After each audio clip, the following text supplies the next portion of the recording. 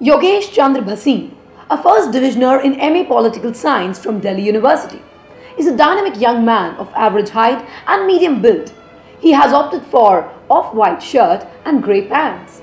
His shining black shoes and dark blue socks match admirably with his outfit and make him appear smart and efficient. He has kept his wavy, dark, well-grown hair properly shampooed and combed after a recent haircut.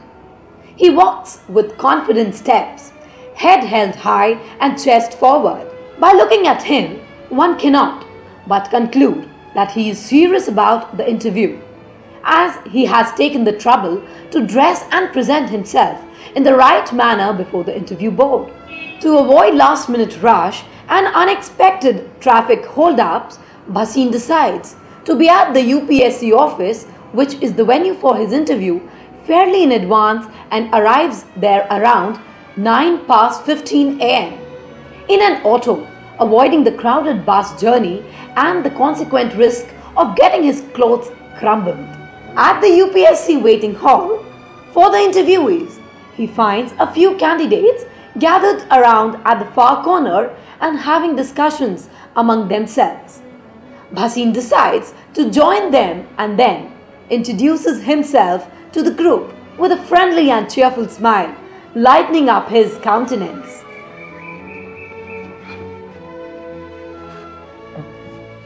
Good morning, friends.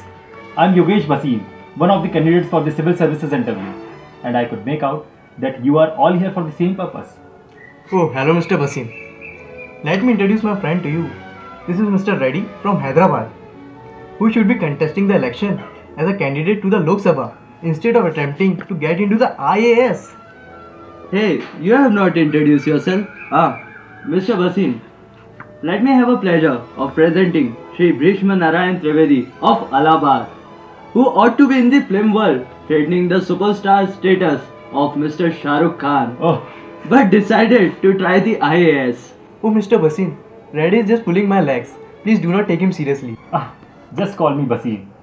Adding Mr. sounds a bit too formal. So Bhasin, what question do you expect by the board? See, it depends on the information you have provided about yourself in the biodata or the board questionnaire.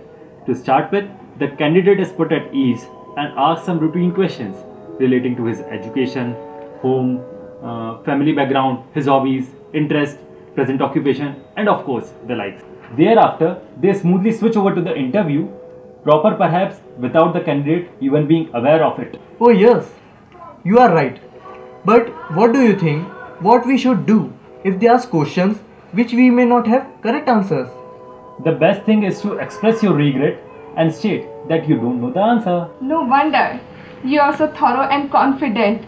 Glad we met you. Well, okay. All the best. Take care. This preliminary encounter of Mr. Bhasin with other candidates reveals some pointers towards his personality traits, which would be useful for aspirants to take note of. He can be regarded as an enterprising and resourceful candidate. He mixes freely with strangers and creates a strong and favorable impact with his knowledge and preparatory work. He is ready to face the board with full confidence and optimism. And now starts the interview. Good morning to you all. Good morning, Mr. Bhasin. Please take your seat. Thank you, sir.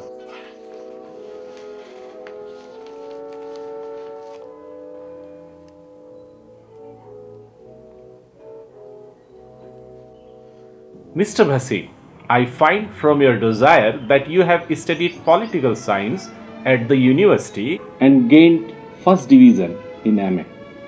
Does it show your intention to become politician or enter in the active politics after that? No, sir, not at all. Neither then nor now. I am keen on becoming a politician. My goal has always been the IAS, and I chose political science as one of my subjects as it felt it would help me to discharge my responsibilities effectively as an administrator. The chairman starts the interview, referring to the educational background of the candidate, who finds in it an opportunity and opening to communicate his keenness and planned approach to make the IAS grade.